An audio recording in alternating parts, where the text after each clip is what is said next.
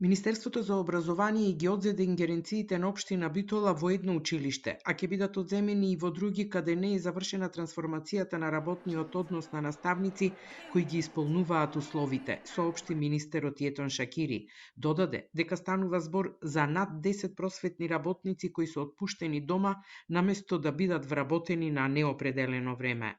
Има просветни работници кои во истата општина работат подолго од 2, 3, 4, 5 години. И за истите просветни работници, исто така, од комисијата на општината се доставени предмети за трансформација на нивниот работен однос. Но не знамо какви причини директорите на основните училишта, истите тие професори кои го имаат поминато сите потребни законски за трансформација, веќе не се во работните места. Министерот ја повика општината да го почитува законот за основно и средно образование.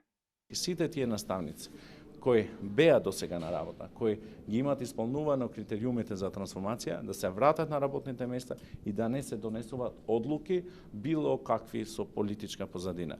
Ако не се постапува, јас ќе ги заштитам тие што се во бројка повеќе од 10-12. Од општина Битола велат дека неправедно им се одземени ингеренциите во едно училиште поради разрешување и именување на директори, а не поради трансформација на работниот однос. Наведуваат дека на барање на МОН се прават анализи за бројот на ученици и паралелки во училиштата, за да се знае колку просветни работници се потребни.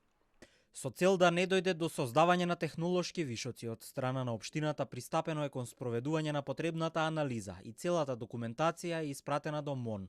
Со ова, општината во делот на својата надлежност комплетно ги има завршено своите обврски, додека давањето согласност за трансформација на работен однос и спроведувањето на процесот на оптимизација е дел кој треба да го усогласи и одлучи Министерството за образование и наука.